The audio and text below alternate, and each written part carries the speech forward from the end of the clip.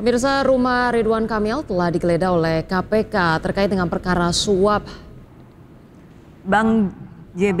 Ya. Dan melalui secarik surat, Ridwan Kamil mengatakan akan kooperatif membantu penyidik KPK.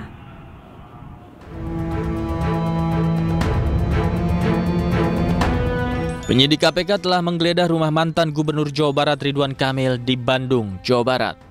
Penggeledahan dilakukan terkait kasus korupsi di Bank Pembangunan Daerah Jawa Barat dan Banten. Menurut KPK, penggeledahan dilakukan berdasarkan keterangan saksi, sehingga perlu dilakukan penggeledahan untuk mengkonfirmasi. Ya, kalau dari saya menyatakan bahwa betul ada penggeledahan rumah, ada kegiatan penggeledahan di perkara BJB, tetapi untuk lengkapnya, untuk detailnya rumah siapa, dan mungkin waktunya kapan dilakukan, itu baru bisa dilakukan setelah penyidik memberikan data-datanya secara lengkap kepada saya. Dan saya pikir rekan-rekan juga tidak menginginkan informasi yang sepotong-sepotong ya. Jadi pada saat nanti informasinya sudah lengkap, kita akan deliver ke teman-teman secara utuh, sehingga nanti informasi yang bisa diterima oleh masyarakat juga utuh. Menanggapi penggeledahan itu, Ridwan Kamil angkat bicara. Melalui suratnya, Ridwan Kamil membenarkan penggeledahan yang dilakukan oleh KPK di kediamannya. Dalam surat yang berisi pernyataan resminya, Ridwan Kamil membenarkan penggeledahan yang dilakukan oleh KPK terkait dengan perkara korupsi BJB. Ia juga mengungkap bahwa tim KPK menggeledah rumahnya dengan membawa surat resmi, sehingga Ridwan Kamil akan kooperatif membantu tim KPK. Ridwan Kamil juga mempersilahkan awak media bertanya langsung ke KPK untuk mengetahui informasi detailnya. Pasca digeledah, rumah Ridwan Kamil sepi aktivitas. Hanya ada petugas keamanan rumah yang nampak berjaga di bagian dalam rumah Ridwan Kamil. Dari Bandung, Jawa Barat, Tim Liputan iNews melaporkan. Sementara itu, pemirsa, Gubernur Jawa Barat Deddy Mulyadi angkat bicara terkait kasus suap BJB. Meskipun Deddy enggan berkomentar tentang penggeledahan yang dilakukan KPK, namun ia meminta operasional BJB tetap berjalan. Deddy Mulyadi enggan berkomentar terkait penggeledahan yang dilakukan KPK di rumah Ridwan Kamil. Namun terkait perkara korupsi dana iklan BJB, ia pun meminta operasional Bank BJB tetap berjalan. Pasalnya, Direktur Bank BJB sudah mundur sehingga proses hukum tetap berjalan. Tanggapannya aja dikit. Saya tidak akan mengomentari itu, bukan ranah saya. Tetapi kalau mengenai BJB-nya karena pemerintah provinsi adalah pemegang saham, maka saya berharap bahwa pelayanan tetap harus berjalan. Kemudian kan orangnya sudah mengundurkan diri. Tentunya ini tidak akan mengganggu proses yang sedang berjalan di BJB. Pak, penetapan 5 tersangka katanya ada ASN juga, Pak, gimana Pak? Ya, tidak bisa berkomentar, kan itu kewenangan KPK. Unjuk rasa CASN dan P3K di Kota Kendari yang menolak penundaan pengangkatan di kantor DPRD Sulawesi Tenggara berlangsung ricuh. Iya, masa yang kesal karena lama ditemui menerobos masuk hingga menggiring paksa Ketua DPRD untuk keluar menemui massa.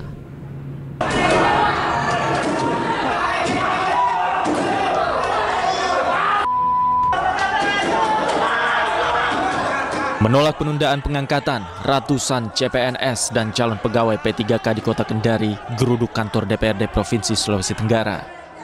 Kericuhan tak terhindarkan ketika massa yang kesal menunggu lama menerobos masuk hingga menggiring paksa Ketua DPRD Sultra Laode Tariala.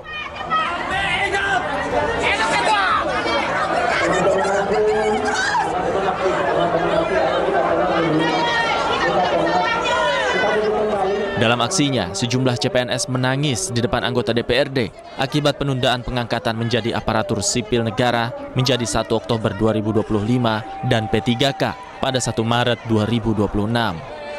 Mereka menilai keputusan Kemenpan RB sewenang-wenang dan meminta pengangkatan tetap pada jadwal semula, yakni pada 1 Maret dan 1 April 2025. Lebih 1 tahun itu kami tidak mendapatkan gaji, tidak bisa bekerja secara intens, soalnya kan mengerti sendiri toh bagaimana kita bekerja terus kita tidak digaji selama 1 tahun itu.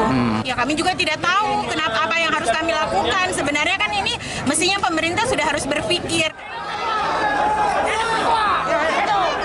Menanggapi tuntutan aspirasi massa, DPRD Sulawesi Tenggara berjanji akan langsung bersurat kepada Presiden Prabowo Subianto. Kita tadi sudah sepakat, kita mengirimkan surat kepada Presiden sesuai dengan rilis tuntutan mereka yang dibawa di lembaga ini. Seperti itu. Para CASN ini berjanji akan tetap berunjuk rasa hingga tuntutan mereka dikabulkan oleh pemerintah. Dari Kendari, Sulawesi Tenggara, Muhtarudin, iNews melaporkan. Ya, sementara itu pemirsa, pemerintah berencana untuk mendorong perusahaan tempat calon pegawai negeri sipil yang sudah terlanjur mengundurkan diri agar diterima kembali. Ya, BKN berkoordinasi dengan Menpan RB dan sejumlah instansi terkait PNS yang sudah terlanjur menganggur. Padahal pengangkatan CPNS diundur menjadi tanggal 1 Oktober 2025. BKN akan berupaya menghubungi kantor-kantor calon pegawai negeri sebelumnya supaya mereka bisa kembali bekerja hingga waktu pengangkatan mereka. Empati dari pemerintah. Banyak yang memberikan informasi pada saya bahwa ada yang keluar dari pekerjaannya. Resign. Karena berharap 1 April sudah bekerja, ternyata ada penyesuaian waktu ditunda sampai dengan Oktober dan Maret. Mereka sudah terlanjur keluar dari pekerjaan. Sekarang menganggur. Kemudian ada juga yang menyampaikan ke saya sudah beli tiket untuk berangkat menuju tempat pekerjanya di tanggal 1 April atau tanggal 30 Maret. Atau saat nanti setelah Lebaran sudah mulai masuk kantor. Nah, sudah beli tiket.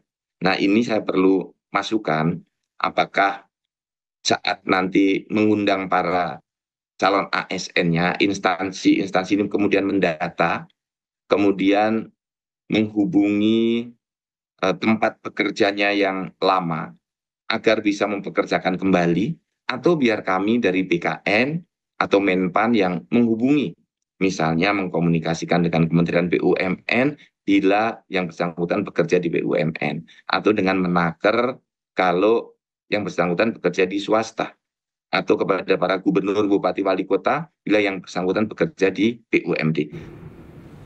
Itu adalah Sebelumnya, pemerintah memutuskan menunda pengangkatan CPNS 2024. Pengangkatan CPNS yang semula dijadwalkan pada Maret 2025 diundur menjadi 1 Oktober 2025. Menteri Pendayagunaan Aparatur Negara dan Reformasi Demokrasi Rini Widiantini juga mengundur penugasan pegawai pemerintah dengan perjanjian kerja atau P3K yang sebelumnya direncanakan Februari dan Juli 2025 menjadi 1 Maret 2026.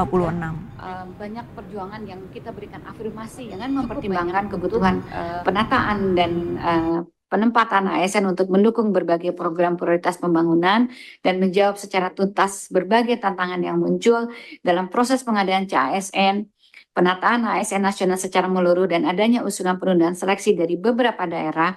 Pemerintah mengusulkan untuk dilakukan penyesuaian jadwal pengangkatan CASN sebagai pegawai ASN dengan perkiraan pengangkatan pada akhir 2025 atau di awal 2026. Memastikan bagi pelamar yang telah mengikuti dan dinyatakan lulus selesai CASN tetap diangkat sebagai pegawai ASN. Panglima TNI menegaskan prajurit aktif yang kini menjabat di instansi dan lembaga lain harus pensiun dini atau mundur. Iya, keputusan ini diambil sesuai dengan Undang-Undang TNI.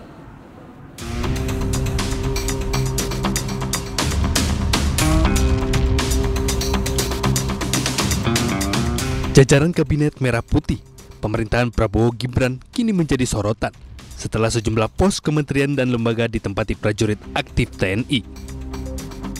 Panglima TNI, Jenderal Agus Subianto pun buka suara. Dengan tegas Panglima TNI memastikan anggota TNI aktif yang memegang jabatan di kementerian non-TNI harus pensiun dini atau mundur.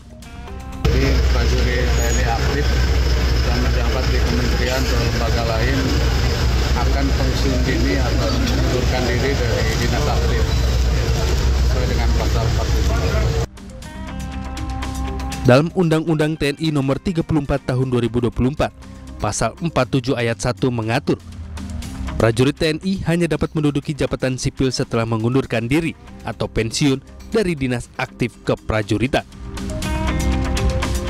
Sementara undang-undang ini juga menyebut ada 10 lembaga atau kementerian yang boleh dipimpin oleh prajurit aktif TNI. Di antaranya adalah Koordinator Bidang Politik dan Keamanan Negara, Pertahanan Negara, Sekretaris Militer Presiden, Intelijen Negara, Sandi Negara, Badan SAR hingga Mahkamah Agung. Tim Liputan iNews melaporkan.